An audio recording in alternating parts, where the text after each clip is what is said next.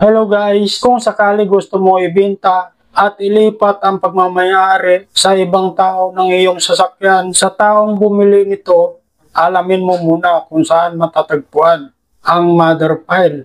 Ito po ay permanenteng talaan ng unang pagpaparehistro ng sasakyan.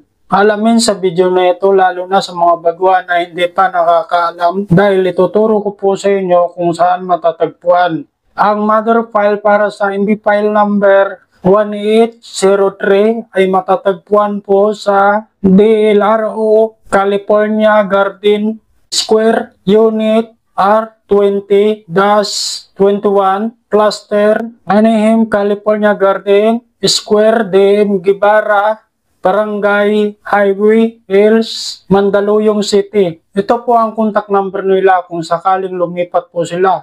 Pwede po kayo magtanong. Ang telephone number nila ay 8800-6425. Ito naman po ang cellphone number nila. 0995-7696-939. Para naman po sa MB file number 1805 ay matatagpuan po sa DLRO Eastwood, 3rd floor, Cyber and Passion Mall, Eastwood, Bagong Bayan, Quezon City. Ito po ang contact number nila. Wala po silang telephone number. Cellphone number lang po. 0977-6926-924. Sa MB file number 1807 ay matatagpuan po sa DLRO Estancia 4th floor, Estancia Wings, Capitol Common, Barangay Capitolio, Pasig City.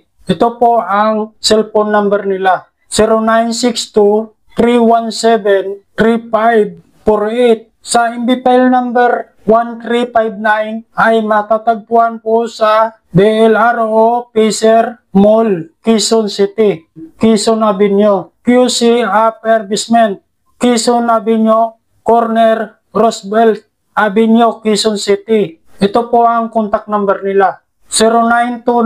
0929-3769-278. Para naman po sa MB file number 1380 ay matatagpuan po sa Quezon City District Office SF-1, SF-6, SF-7, 2nd floor, Eton Sendres Mall, EDSA Corner, Quezon Avenue, Peñahan. Ito po ang contact number nila. 0917-6364-075. Ito pa po, 0961-634-2053. Sa licensing po ito. Ito naman po sa motor vehicle, 0908-7922-855. Okay guys, sana nakatulong ang video na ito sa inyo.